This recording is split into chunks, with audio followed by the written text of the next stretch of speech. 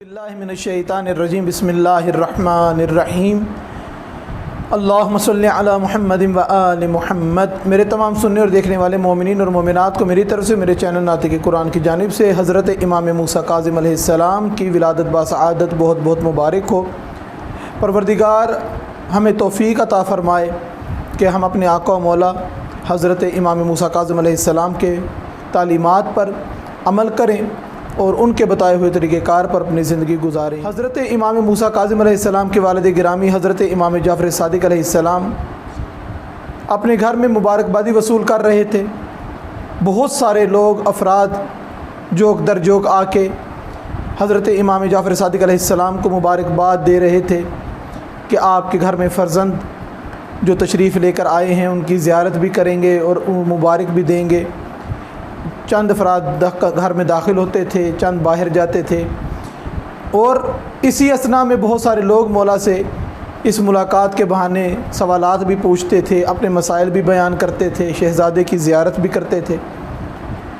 एक वाक़या जो तमाम मोमिनीन ने सुना होगा कि हज़रत मूसा अलैहिस्सलाम जो नबी थे उनको एक वक्त ऐसा आया था कि अपने इल्म पर उन्होंने सोचा कि जो इल्म मेरे पास है किसी के पास ऐसा इल्म नहीं है।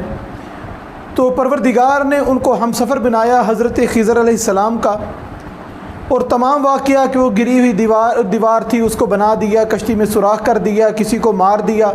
और हज़रत खिज़र अलैहिस्सलाम हर बात पे ये कहते थे कि आप मुझसे पूछें ना, सवाल ना करें, अगर आपने सवाल किया तो मैं आपसे साथ सफ़र नहीं करूँगा। यानी पूरे वाक़े में बताना ये मकसूद था कि मूसा तेरा इल्म ज़्यादा नहीं, तेरे से भी आला इल्म वाले इस दुनिया में मौजूद हैं, अगर तुझे कोई देखना है तो जा खिज़र को देख ले। हज़रत खिज़र अलैहिस्सलाम का ये मकाम है कि जनाब मूसा जो अल्लाह से कलाम किया करते हैं, अल्लाह के साथ गुफ्तगू किया करते हैं, इतना बुलंद मकाम रखने के बावजूद भी हज़रत खिज़र के इल्म का मुकाबला नहीं कर सकते थे। ये सब आपका सुना हुआ वाक़या है। और क्या शान है हज़रत इमाम मूसा काज़िम अलैहिस्सलाम की कि जब लोग दर जोक लोग तशरीफ़ लेकर आ रहे थे और पूछ रहे थे अपने मसले मसाइल, उस वक्त एक बंदे ने पूछा कि मौला मैं एहराम के मुतल्लिक़ कुछ बातें पूछना चाहता हूँ, मैंने उम्रे पे जाना है, चंद मेरे ज़हन में इबहाम हैं, शुबे हैं, उनको ख़त्म करना चाहता हूँ। यहाँ पर दूसरा बंदा दूसरा सवाल करने लगा। मौला सादिक़ अलैहिस्सलाम ने इस बंदे को जो एहराम का सवाल कर रहा था कहा अगर तू चाहे तो वो जो गहवारे में बच्चा लेटा हुआ है तो उससे सवाल कर, तेरे सवाल का वो जवाब देगा। वहाँ पर गए, गहवारे में अब सलाम किया और गहवारे में लेटे हुए बच्चे ने फ़ज़ीह बलीग़ ज़ुबान में जवाब दिया। अगर हमारा बच्चा हो या कोई भी छोटा बच्चा हो, वो जब भी कलाम करना शुरू करता है, सलाम का जवाब देना शुरू करता है तो सलाम का जवाब तो देता है, लेकिन वो 3, साढ़े 3, 4 साल का बच्चा साफ़ सुथरी ज़ुबान में, फ़सीह बलीग़ ज़ुबान में गुफ्तगू नहीं कर सकता। ये 3, साढ़े 3 साल नहीं, अभी गहवारे में है हज़रत इमाम मूसा काज़िम अलैहिस्सलाम और फ़सीह बलीग़ अरबी ज़ुबान में जवाब दिया।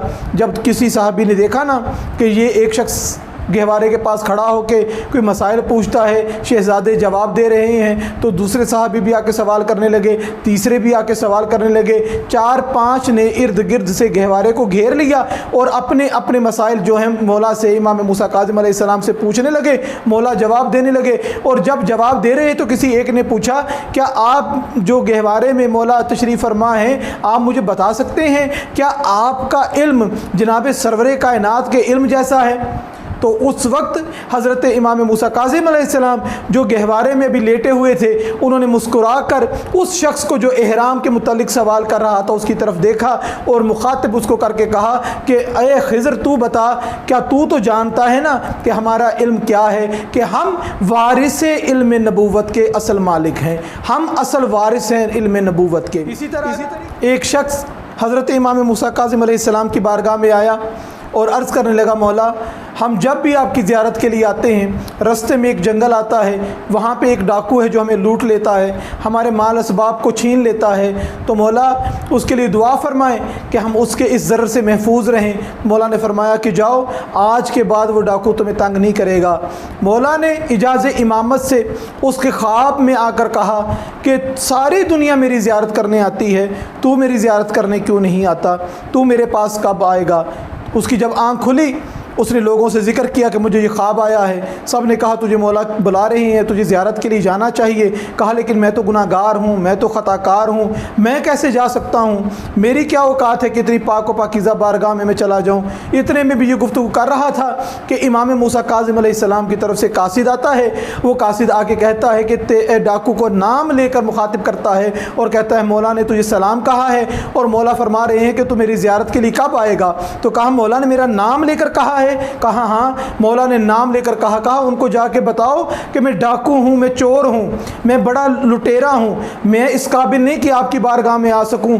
امام موسیٰ کاظم نے واپس جب پیغام بھیجا کہا کہ یاد رکھ میری بارگاہ میں صرف نیک نہیں آتے, میری بارگاہ میں خطا کار آتے ہیں, میری بارگاہ میں گناہ گار آتے ہیں اور اپنی خطاؤں سے اپنے گناہوں سے معافی طلب کرتے ہیں. جب اس نے یہ سنا نا تو اس نے کہا مولا کی بارگاہ میں جانا بھی ہے مگر کس منہ سے جاؤں. اس نے کیا اس نے جس کا جو مال لوٹا ہوا تھا اس کو واپس کرنا شروع کر دیا.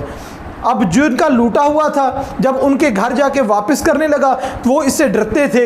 کہا آپ نے لوٹ جو لیا تھا پھر اپنے پاس ہی رکھتے, آپ ہمیں واپس کیوں دینے آ گئے, اتنی زحمت آپ نے کیوں کی. کہا مجھے مولا نے اپنی بارگاہ میں بلایا ہے, میں کس منہ سے مولا کی بارگاہ میں جاؤں کہ میں نے تیرا مال بھی لوٹا ہو, کسی اور کا مال بھی لوٹا ہو. میں چاہتا یہ ہوں کہ جس کا جو میں نے مال لوٹا ہے جب تک واپس نہ کر دوں تب تک مولا کی بارگاہ میں نہ جاؤں.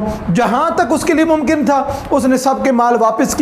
مولا کی بارگاہ میں جانے لگا, دروازے پر کھڑا ہو گیا, زارو قطار رونے لگا اور وہاں پر کھڑا ہو کے سوچتا ہے کہ پتہ نہیں مجھے معافی ملے گی کہ نہیں ملے گی, میری خطا معاف ہوگی کہ نہ ہوگی. ابھی یہ سوچ رہا تھا کہ امام موسیٰ کاظم علیہ السلام نے خود کھڑے ہو کر اپنے گھر کا دروازہ کھولا اور اس کو خوش آمدید کہا یاد رکھ اگر ہم بلانے پہ قدرت رکھتے ہیں تو تجھے بخشوانے پہ بھی قدرت رکھتے ہیں. حضرت امام موسیٰ کاظم علیہ السلام کا ایک بہت خوبصورت واقعہ تاریخ میں ملتا ہے کہ مولا اپنے گھوڑے پہ سوار تھے.